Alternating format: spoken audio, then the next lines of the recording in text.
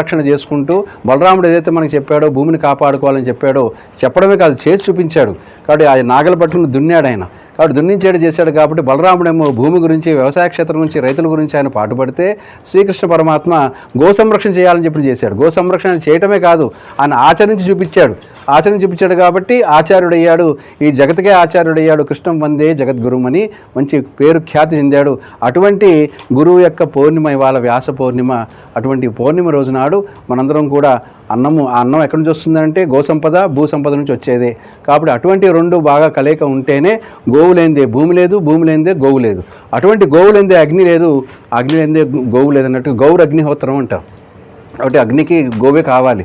అటువంటి ఆవు నెయ్యితోనే మనం ప్రత్యక్షంగా మన పిడకలతో చేసుకుంటున్నాం ఈ హోమము. అటువంటి పిడకలు 1,00,000 పిడకలు తయారు చేశాడు ఒక బాబు. మన తుని నుంచి వచ్చిన ఆ బాబు పేరు యాగం గౌతమ్. ఇంటి పేరు యాగం కానీ గౌతమ ఒక మహామునిలాగా యాగం అంటే అతని పేరు సార్థక చేసుకున్న వంశాన్ని సార్థక చేసుకున్న గోసేవ చేసిన వారి తరము తరిస్తుందట. అటువంటి గోసేవ చేస్తున్న వ్యక్తి ఆ యొక్క ఋషి ఎవరైతే ఆయన గోత్రిక ఋషి ఉన్నాడో ఆ ఋషి కూడా గోసేవ చేస్తున్నాడు. కాబట్టి ఆ తరం ఇప్పటికి తరిస్తూ వస్తూ అతను ఫిట్స్ ఉన్నా కూడా ఈ పిడకల ద్వారా ఆ ఫిట్స్ కూడా మొత్తం మటుమాయం అయిపోయాయి. కాబట్టి 1,00,000 పిడకలు ఒక వ్యక్తి మేడ మీద పూర్తిగా ఆవు పేడతో అలికించేసి అన్నవరం నుంచి ఎక్కడి నుంచి మన గోశాల నుంచి పేడ తీసుకెళ్ళి బస్తాల్లో తీసుకెళ్ళి ఆటోలో తీసుకెళ్ళి తను పూర్తిగా కూర్చుని మరి రాత్రిపూట లైట్ కూడా వేసుకుని చిన్న పిడకలు తయారు చేశాడు. ఆ పిడకలకు పేరేం పెట్టాడంటే యంత్రాలను పెట్టాడు. నేనేమో యంత్రాలు తయారు చేయడమో మంత్రంతో అని చెప్తే ఆయన గో యంత్రాలు తయారు చేశాడు. అటువంటి యంత్రాలన్నీ కూడా 1,00,000 యంత్రాలు తయారు చేయడం జరిగింది. అటువంటి 1,00,000 యంత్రాలకి సంపూర్ణమైన యాగముకి శ్రీకారం ఇక్కడ చుట్టబోతున్నాము. ఈ యాగం ద్వారా గో ఆధారిత వ్యవసాయము బాగుండాలి.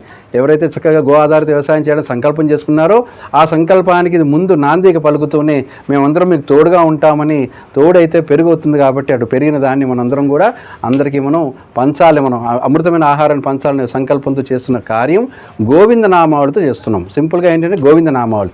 ఈ యొక్క కలియుగంలో నామాక్షర సత్యం ఏంటంటే గోవింద అంటే నిద్ర గో ఉందా అని చూస్తాడంట. ఒక పిలుపులో పిలిస్తే పలుకుతాడు, ఆ పిలుపులోనే కులుకుతాడంట ఆయన. అటువంటి గోవింద అనేవాళ్ళు మూగవాణి పలికించే బృందావనం, కృంటివాణ్ణి నడిపించే బృందావనం. అతనికి కాళ్ళు చాలా ఇదిగా ఉన్నా కూడా అతను హ్యాండిక్యాప్డ్ అయినా కానీ కార్యక్రమం చేశాడంటే బృందావనం అంటే 1,00,000 గోవులు తయారు చేశాడు, 1,00,000 గో యంత్రాలు తయారు చేశాడంటే అందరినీ ఆదరించు సన్నిధానం, అభయమిచ్చి దీవించే సన్నిధానం, సన్నిధానం గోవుల సన్నిధానం, సన్నిధానం. రారా కృష్ణయ్య, రారా కృష్ణయ్య, గోవులను కాపాడగరారా కృష్ణయ్య. ఆ యొక్క ద్వాపరయుగమే కాదు ఈ కలియుగంలో కూడా నువ్వు ఏదో రూపంలో రావాలని కోరుకుంటున్న ఆ యొక్క సంకల్పానికి ఈ బాబుల్లో కూడా ప్రవేశించి పూర్తిగా 1,00,000 పిడకలు తయారు చేసి నాకు తోడయ్యాడమ్మా. ఈ యజ్ఞానికి ఆ కోటి గోకరీష మహాయజ్ఞం చేయాలనే సంకల్పం నైమిసాలను మొదలుపెట్టింది. ఇప్పటి వరకు 25 లక్షల దాకా అయింది. కాబట్టి ఇక్కడ కూడా కార్యక్రమం సంపూర్ణమై ఇంకా మున్ముందు తీసుకెళ్లాలని మీ అందరిని కోరుకుంటూ యజ్ఞానికి పూర్తిగా సంపూర్ణమైన బలాన్ని చేకూర్చాలని ఆ యజ్ఞవరాహ పెరుమాళ్ళని కోరుకుందాం. తస్య యజ్ఞవరాహస్య విష్ణోరమిత తేజసః ప్రణామం ఏపి కుర్వంతే తేషామపి నమో నమః. గోవిందా.